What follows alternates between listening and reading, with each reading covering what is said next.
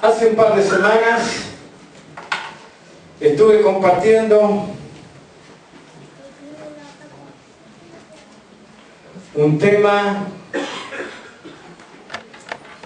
que creo que es importante que entendamos. Yo creo que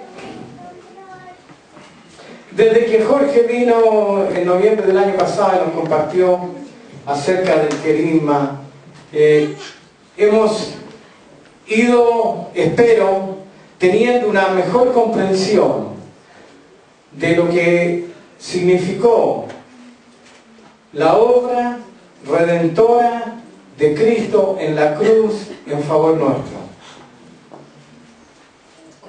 Y de a poco hemos ido repasando y en cierta medida incluso tratando de profundizar lo que significa el querigma apostólico, lo que incluye,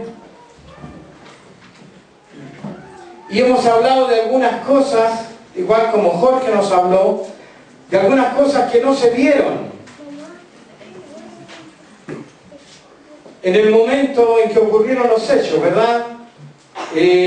Hay un acontecimiento histórico del cual todo el mundo que estaba en Jerusalén en ese tiempo fue testigo, no solamente los discípulos, los romanos que custodiaron, etcétera, etcétera, los sacerdotes, las autoridades, y mucha gente vio a un hombre de 33 años y fracción ser colgado de un madero. Y le vieron morir.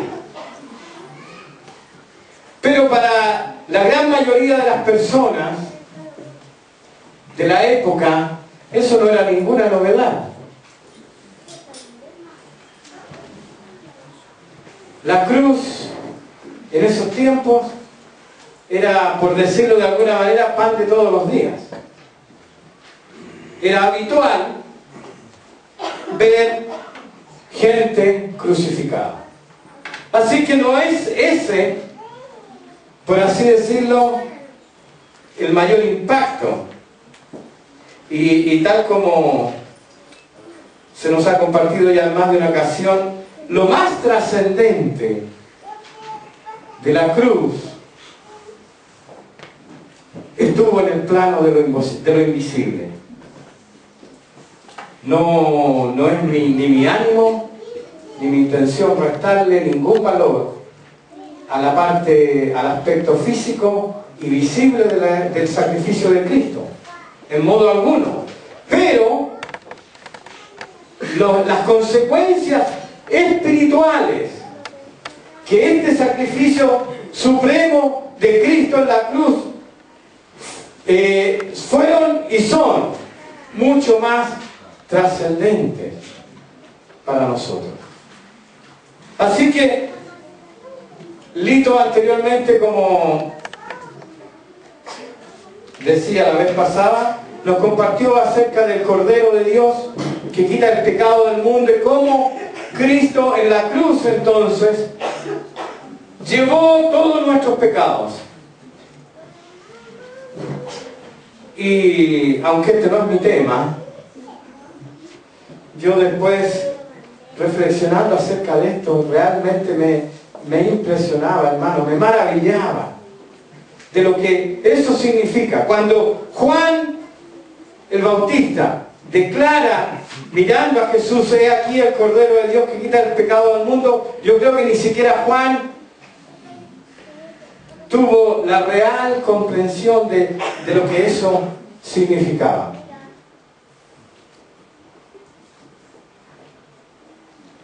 Todos tus pecados, todos mis pecados, los pecados de todo el mundo,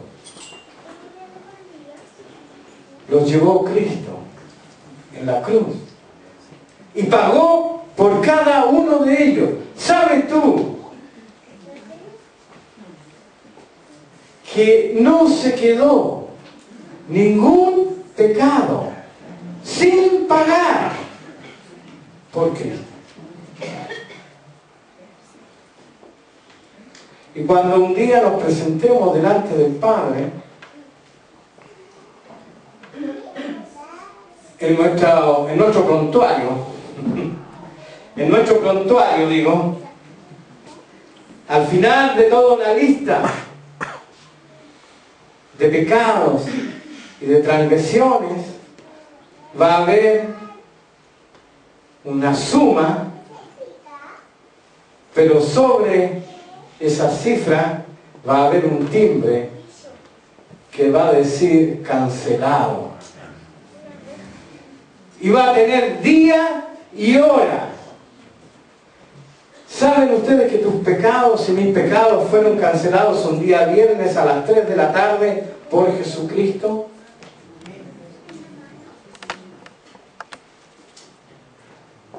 Todos. Los más horrendos, todos los homicidios, todas las cosas que el hombre pudo hacer y puede hacer y va a seguir haciendo, fueron pagados por Cristo en la cruz. Y como yo de repente le digo a algunas personas, no existe pecado tan feo, tan horrendo, tan negro, que la sangre de Jesucristo no pueda borrar. Excepto uno solo, pero ese es otro tema. Todos los pecados, por horribles que sean, de repente uno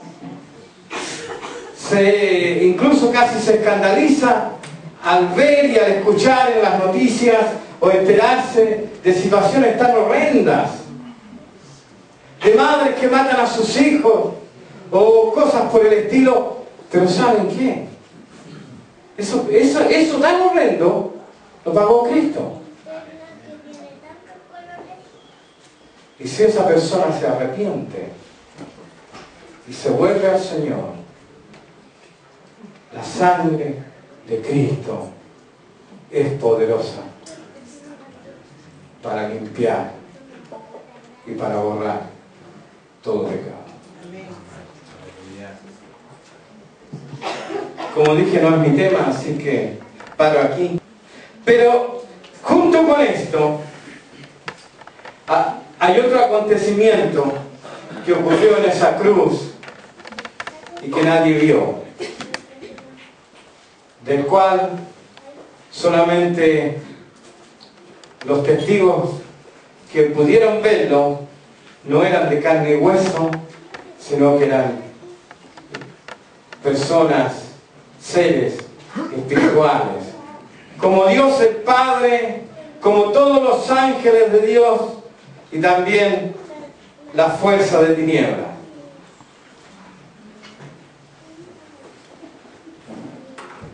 Ustedes saben que la palabra del Señor dice de que el diablo es el príncipe de este mundo y que toda la humanidad está bajo el poder del maligno. Y esto ha sido así y fue así desde el huerto del Edén hasta Cristo. Hasta Cristo todos los hombres estaban voluntaria o involuntariamente bajo el dominio de Satanás.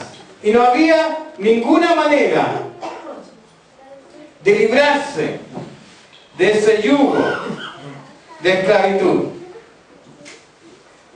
Porque el hombre mismo, y como yo les comentaba la vez anterior, al desobedecer a Dios, al rebelarse contra la autoridad de Dios y querer ser independiente, en realidad lo que consiguió fue hacerse esclavo del pecado y a través del pecado hacerse esclavo y siervo del diablo.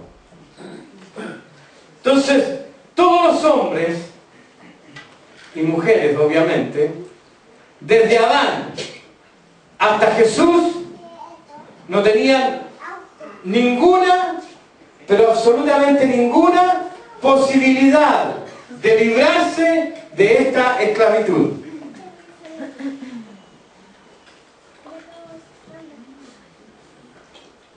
Y sus instrumentos, a través de los cuales Él domina y dominaba a la humanidad, entonces son el pecado, obviamente, la mentira, los sentimientos de culpa,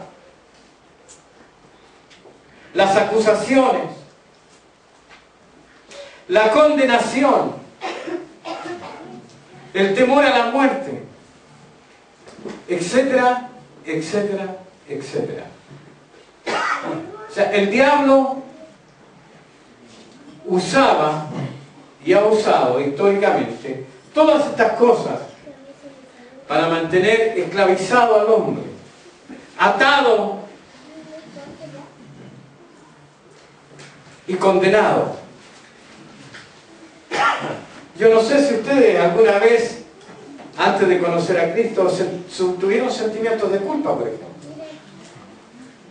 Se sintieron malos, se sintieron acusados, o simplemente habían cosas en sus vidas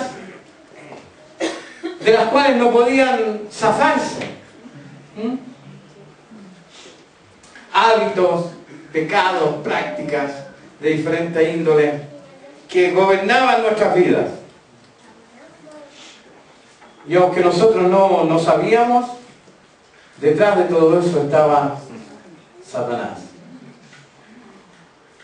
Como lo estuvo en el principio, detrás del pecado del hombre siempre está el diablo.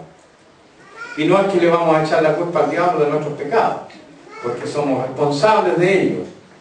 Pero él hace su parte, digamos. Y como decía entonces, hasta Cristo, hasta Jesucristo, esto fue así. A tal punto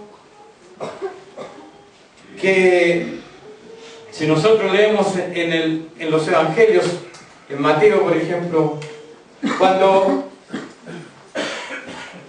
Jesús fue llevado al desierto por el Espíritu Santo, dice que fue llevado al desierto y estuvo en el desierto 40 días y 40 noches sin comer.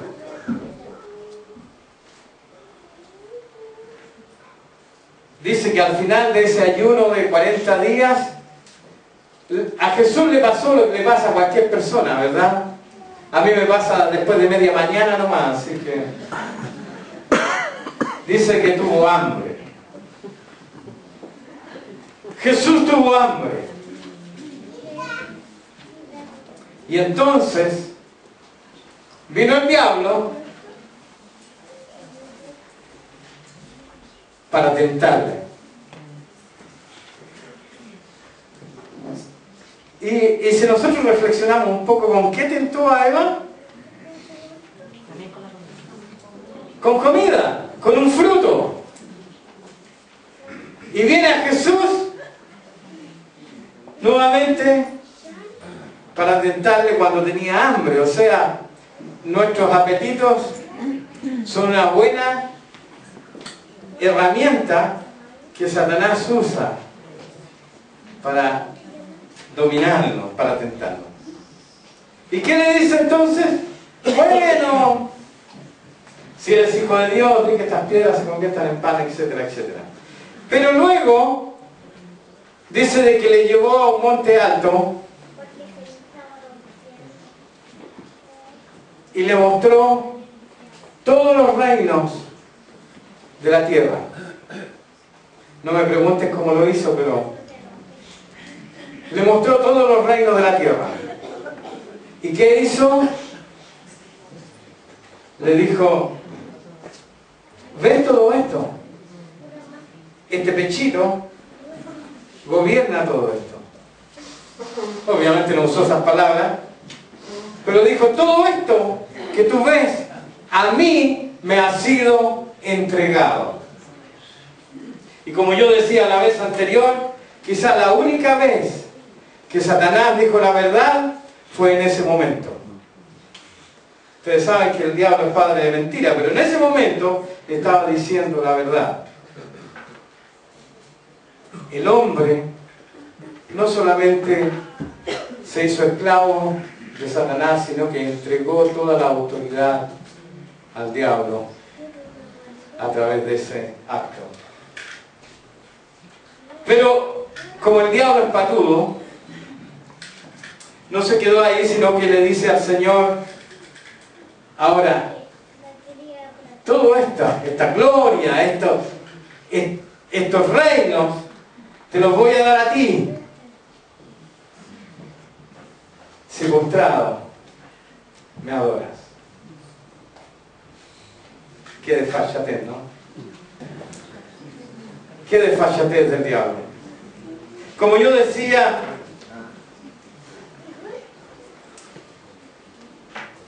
el diablo no es omnisciente, él no sabe todas las cosas, solo Dios tiene todo el conocimiento.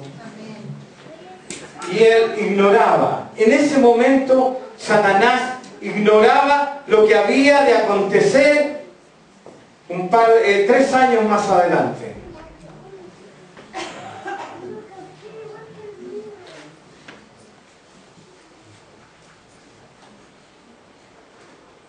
Esos mismos reinos que Satanás le ofrecía a Jesús,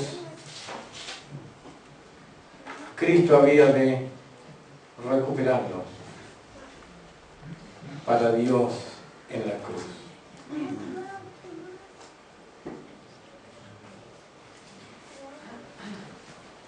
Entonces, una de las cosas que ocurrieron en la cruz del Calvario y que nadie vio fue este hecho tan glorioso, tan trascendente, de que Jesús en la cruz derrotó a Satanás y todas sus huestes de maldad en favor nuestro.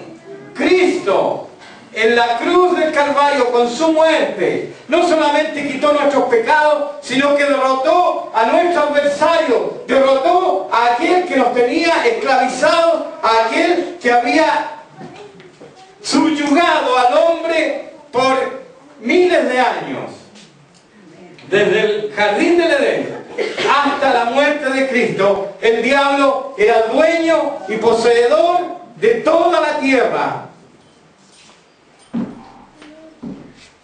y, por supuesto, de la vida de todos los hombres. Hebreos 2, 14 y 15 dice lo siguiente: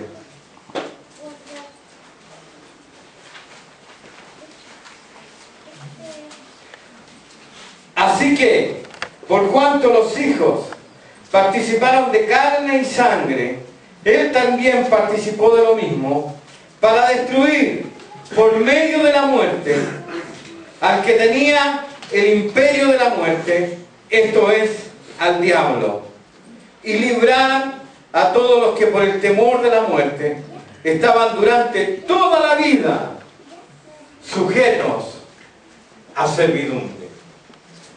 Cristo en la cruz, con su muerte, destruyó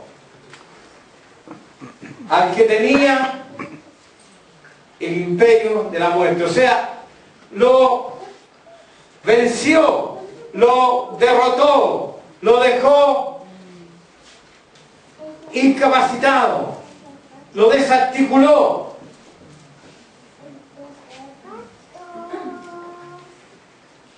Y como yo les compartía la vez anterior, yo creo que tenemos que usar un poco nuestra imaginación. Satanás, como decía, no es omnisciente, él no sabe todas las cosas, y él pensó que matando a Jesús, Él obtenía la victoria más grande conocida. Él pensó que consiguiendo que el Hijo de Dios muriera, Él se aseguraba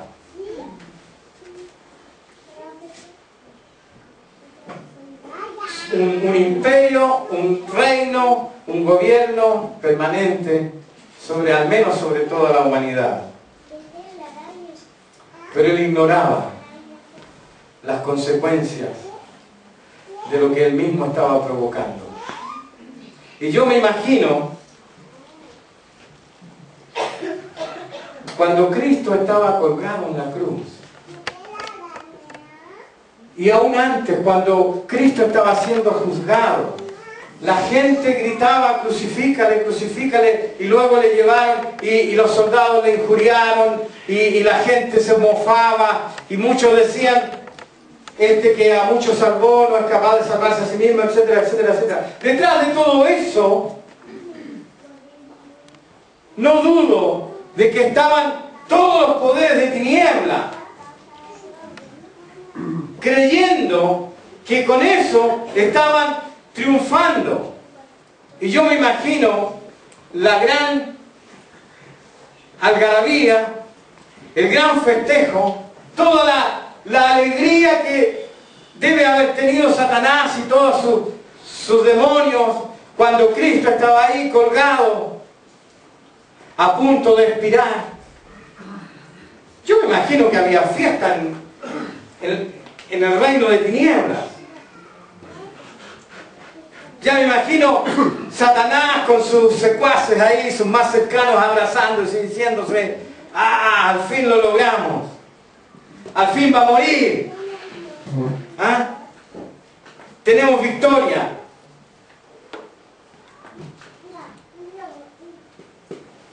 Y Cristo murió y fue sepultado. Eso es lo que la gente vio. Pero dice la palabra que Cristo no se quedó en la tumba. Es más, dice Pablo de que descendió a los abismos. Descendió al Hades.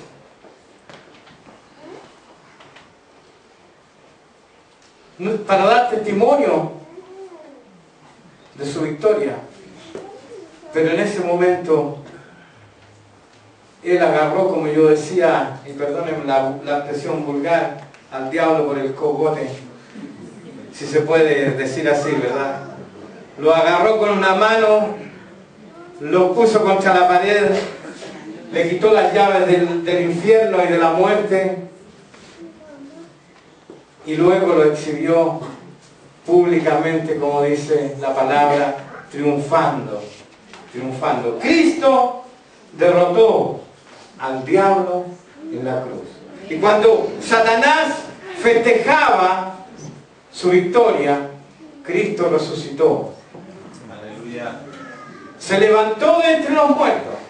La palabra dice de que la muerte no pudo retenerle. La muerte no pudo mantenerle sujeto.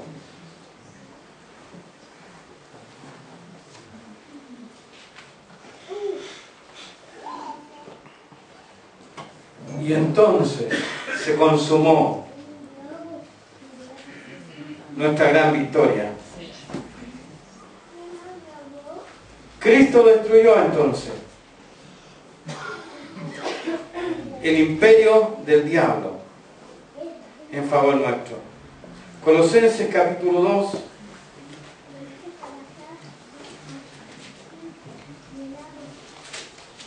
versículos 13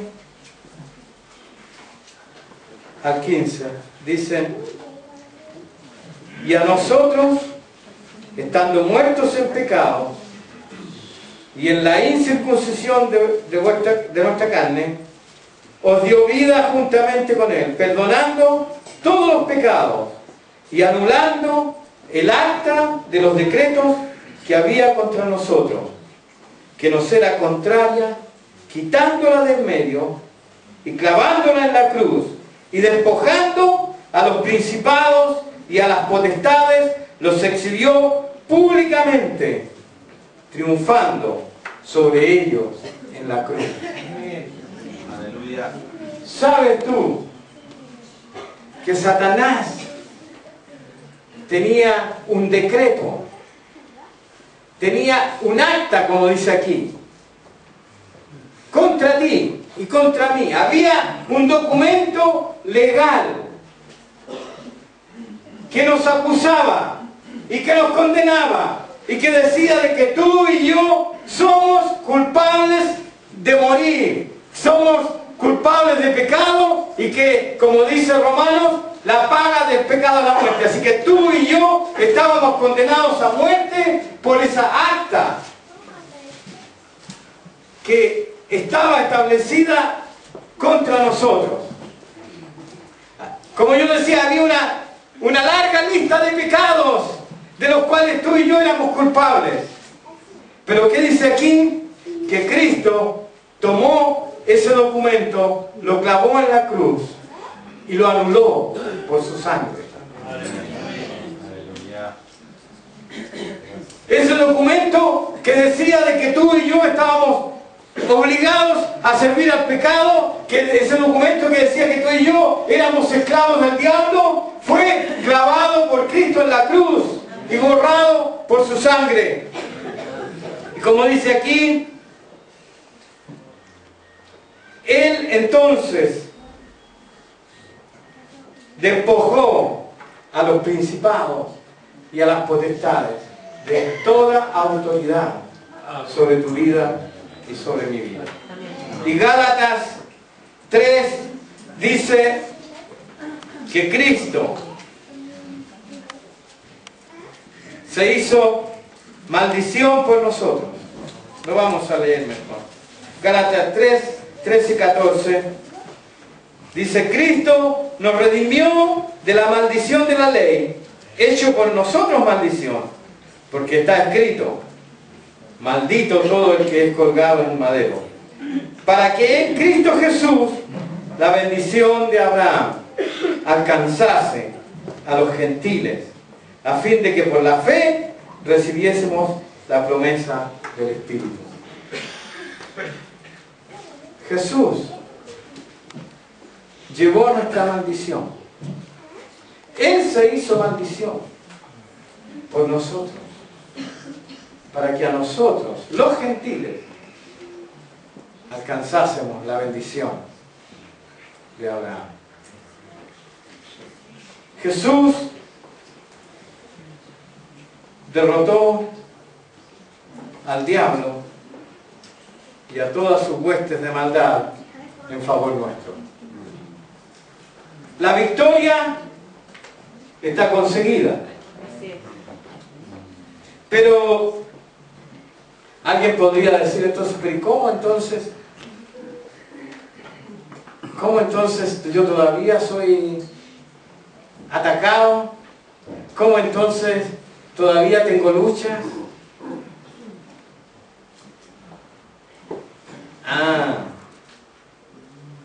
El diablo fue derrotado por Cristo. Pero esto es como, no sé cuántos conocen la historia de la Segunda Guerra Mundial. Esto es como esa historia. Todo el mundo coincide en que el famoso y llamado día D marcó la victoria de los ejércitos aliados sobre el ejército alemán, desembarcando en Normandía.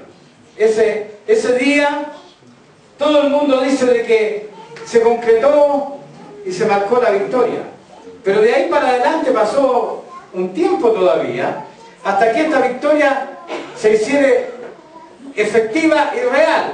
O sea, Alguien podría decir, pero si ya vencimos, ya está todo listo.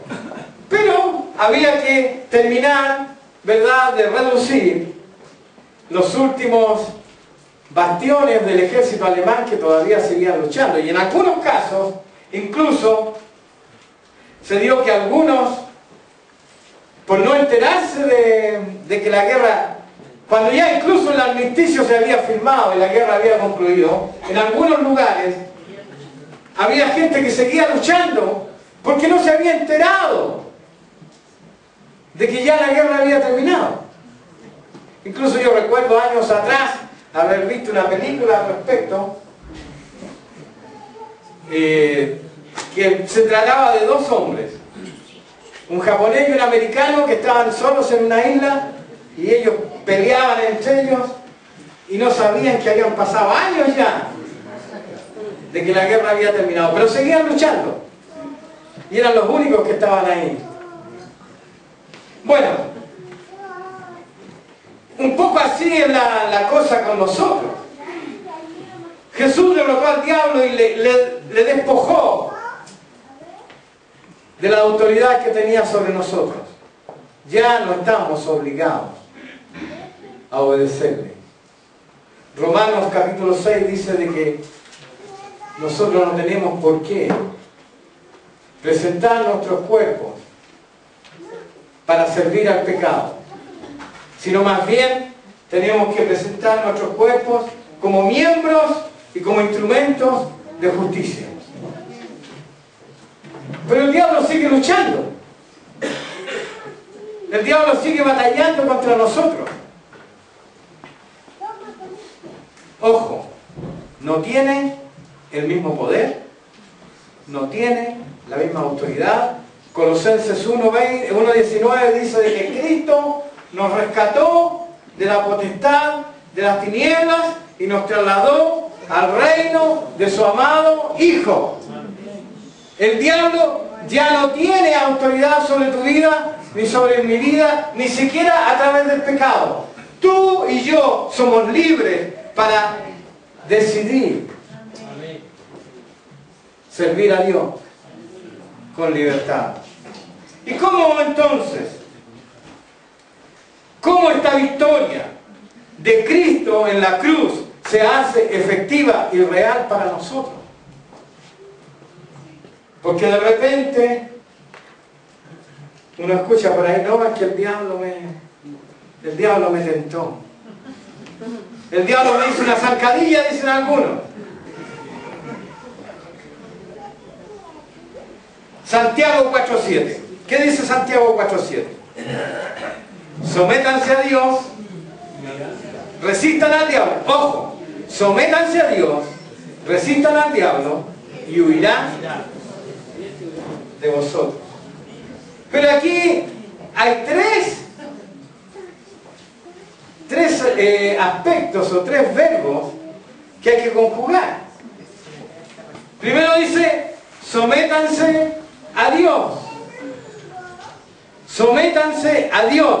O sea, lo primero que tenemos que hacer es someternos a Dios, estar bajo el gobierno de Dios, bajo su autoridad. Y sometidos a Dios, resistimos al diablo. ¿Tú has resistido al diablo alguna vez? ¿O el diablo siempre te pilla mal parado? ¿Ah? Sometidos a Dios podemos resistir al diablo. ¿Y qué va a pasar? Va a huir. Pero hay que resistir. Hay que resistir. Esto implica una acción de nuestra parte. Una acción agresiva, por decirlo de alguna manera. Una acción contraria a lo que el diablo está tratando de hacer. El diablo viene y te dice, digamos en una situación determinada, el diablo viene y te dice, mira, con una mentirita de esas piadosas, de esas blancas, tú arreglas todo el panorama y te evitas un montón de problemas. Y tú dices, en realidad podría ser, ¿eh? ¿Qué tal si digo tal cosa? y no tengo que dar mayores explicaciones. Pero entonces, ¿qué es lo que hay que hacer? Hay que resistir al diablo. ¿Qué es lo que hay que hacer? Lo mismo que hizo Cristo. ¿Qué hizo Cristo cuando el diablo le dijo, si tienes hambre, pero tú eres hijo de Dios? El diablo te puede decir eso, ¿eh? Tú eres hijo de Dios. Di que estas piedras se conviertan en pan y se acaba el problema. ¿Qué hizo Jesús? Lo resistió con la palabra. Amén. Con la palabra. Escrito está. ¿Qué podemos hacer nosotros? Decirle al diablo lo mismo. Escrito está. Hablar verdad y no mintáis los unos a los otros. Y se acabó. ¿Ah? Se acabó. Esa sugestión, esa insinuación del diablo se desvaneció.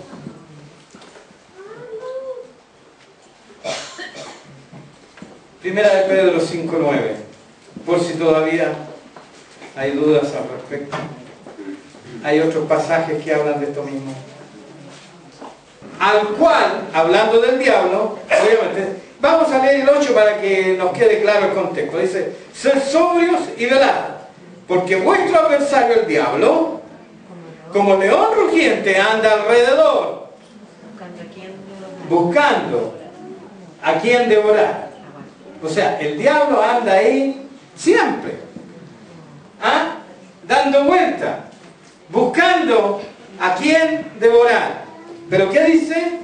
El 9, al cual resistir firmes en la fe.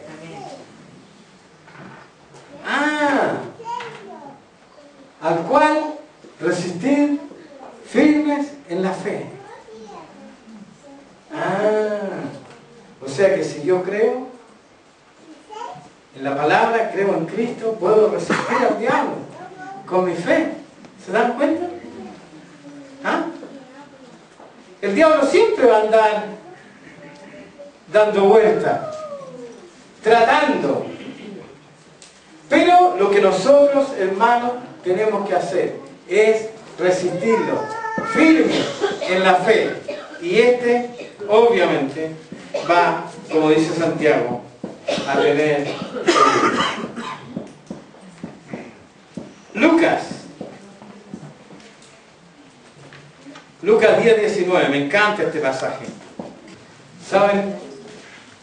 Este es un pasaje que a mí me encanta porque cada vez que lo uso, el diablo, cualquier demonio está bajo nuestra autoridad. Están bajo nuestra autoridad. Eso es lo que dice esta palabra. Yo les doy autoridad para ponerle el pie. Eso es lo que significa hollar, pisotear serpientes y escorpiones, y sobre toda fuerza del enemigo. ¿Hay algún demonio que te pueda vencer? No.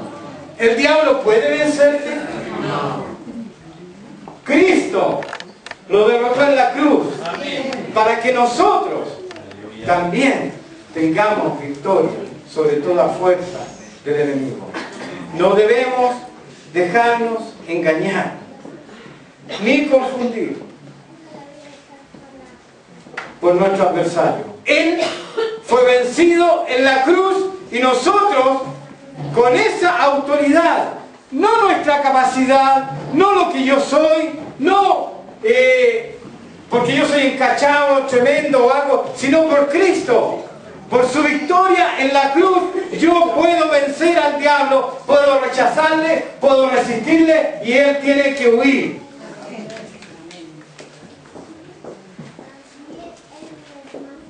Y por si fuera poco, si alguien todavía no está convencido, si a alguien todavía le asusta el diablo, porque yo conozco a algunos cristianos que le quieren nombrar al diablo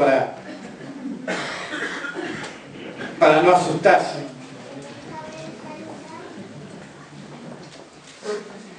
A mí algunas veces me han dicho, bueno, ¿y qué pasa si se manifiesta un demonio, si te aparece? Yo digo, yo no tengo que tenerle miedo. Yo no le temo al diablo. Y yo no tengo que huir del diablo. Sino más bien es al revés. Ellos tienen que huir. Y ellos tienen que sentir temor. Yo no tengo que temerle a las tinieblas. Tengo que cuidarme de ellas, sí. Tampoco se trata de decir, ya, ahora me relajo. La palabra, como veíamos, dice que hay que resistir. Y eso implica una acción, una lucha, ¿verdad? No es cuestión de que el diablo va a asumir porque sí que yo lo vencí. Tengo que vencerlo, tengo que resistirlo. Apocalipsis, capítulo 12 y versículo 11. Al final me van a decir, todos los pasajes te encantan. Claro, es verdad. Toda la palabra de Dios me encanta, porque este también me encanta. Este pasaje para mí es glorioso, igual que el anterior. ¿Qué dice?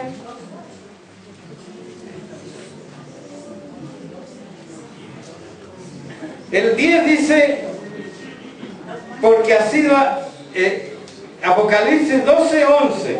Voy a leer la mitad del 10 para que entendamos de qué estamos hablando, o todo el 10. Dice, entonces oí una gran voz en el cielo que decía, ahora ha venido la salvación, el poder y el reino de nuestro Dios y la autoridad de su Cristo, porque ha sido lanzado fuera el acusador de nuestros hermanos, el que los acusaba delante de Dios, día y noche. ¿Qué dice? Día y noche estaba delante de Dios acusándonos a nosotros. Pero ¿qué dice? Pero ¿qué dice el 11? Este es el pasaje glorioso. ¿Qué dice? Y ellos le han vencido. Ellos le han vencido. ¿Por cómo? Por medio de la sangre del Cordero y por la palabra del testimonio de ellos. Aleluya. Gloria al Señor. Amén. Nosotros tenemos la victoria. Dale un aplauso al Señor. Dale un aplauso.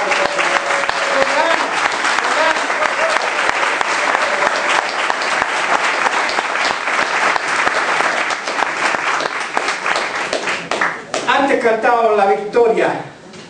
Está en Jesús, nuestra bandera. Y es verdad. Nuestra victoria es Cristo. Su sangre nos da la victoria sobre el diablo y todas sus huestes de maldad.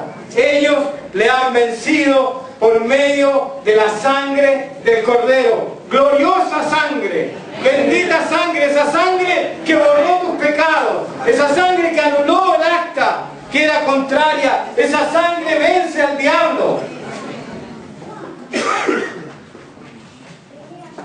Ya no estamos más sujetos a servidumbre. Cristo derrotó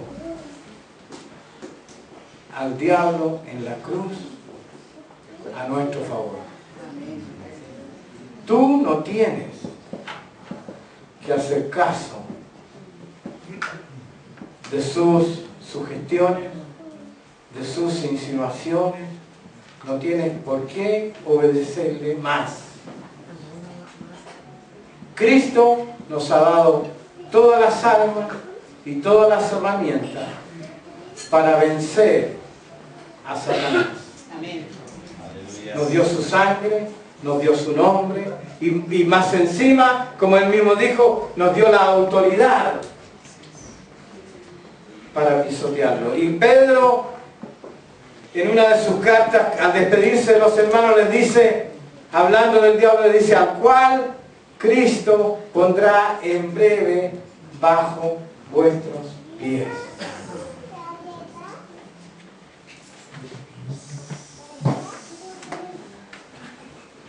El diablo, como yo decía tiempo atrás, es un enemigo poderoso. tiene muchos recursos y muchas artimañas, pero mayor es el que está en nosotros que el que está en el mundo. Pero Cristo le derrotó en la cruz y nosotros tenemos victoria en Cristo sobre toda fuerza del enemigo. Amén.